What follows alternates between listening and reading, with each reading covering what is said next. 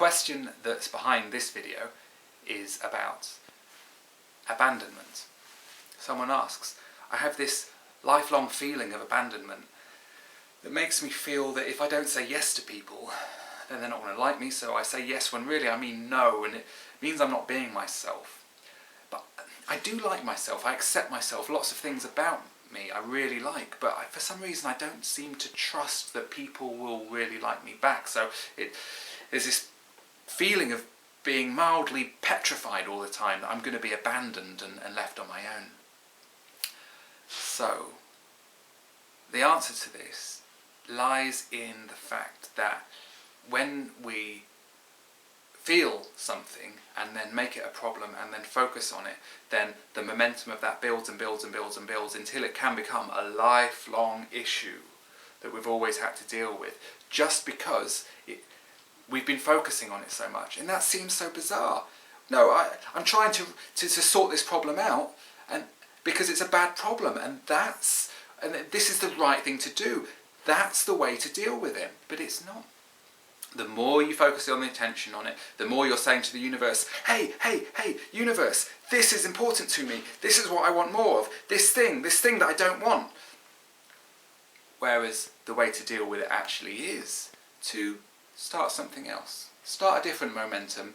Don't think about it and start a different momentum. Could be things to appreciate, things I'm happy about, things I like about myself, things I like about my own story, things I enjoy, things that are good about what's happening in this room at the moment, things that are good about what's happening outside the room at the moment, things I like about that person, things I like about that person. Look at that sky, look at that picture, look at me, I'm alive. Oh, there's so much to do. There's so much to do that I enjoy. There's so much possibility, etc. Let's rewind. Where does the feeling of abandonment come from in the first place? Well, it's natural. Nothing to feel bad about feeling that. We are born into this world from a nice cosy womb, and we are born into this place where we're apparently separate. I mean, look at this. I'm looking into a camera. You're watching this from your computer or whatever, miles away from me, with different bodies. It's different times, so we'd seem totally separate. But the truth is that we are not. Science knows that. Spirituality knows that. And deep down you know that. There is no separation.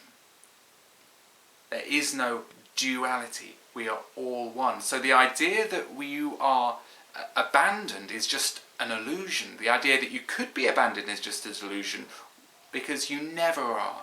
You're always part of the same awareness that everything is made out of. It's all made of the same stuff. So, if you know about the Enneagram, you'll know that there's lots of different ways that we all try and deal with this feeling of separation, but the feeling of separation isn't the truth. And the way to get back to feeling connected and not abandoned and not fearful of the possibility that you could be abandoned is just by incrementally telling yourself the story that everything is okay.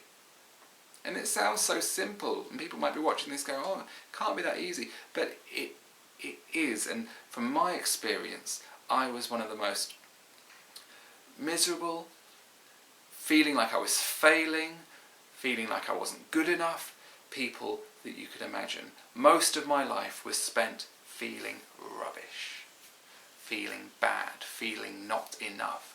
And that momentum was like a juggernaut. And when I started to learn that all you need to do is think a positive thought, think a happy thought, think a non-resistant thought, then your life would start to change and reflect this new positivity. It seemed impossible, but it's not, and it can start right now. Accept. And then think of something, one thing you like about your situation right now. It could be so simple. It could be you like You like the feel of the chair you're sat in. And then savour that feeling. Savour that thought.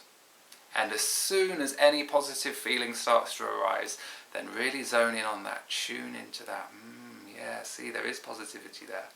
And what happens is, like a magnet, that vibration of positivity attracts more and more. And then you're not even making the effort to make positive thoughts, because they start to come naturally.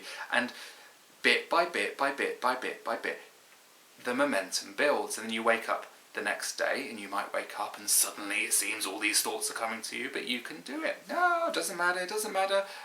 All these things it seems like I've got to do, or I've got to be upset about, all these fears, yes, they're here because the momentum has brought them here, because I've been thinking about them before, but I don't have to deal with it. I'm not going to buy into that anymore.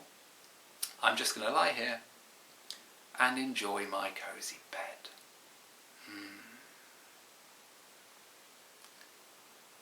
Until I feel a good feeling, because this is my experience of life, and I'm not going to get out of bed if I'm in a bad mood, because I want my day to reflect in its manifestation how I want to feel, and I want to feel good, and fuck everything else.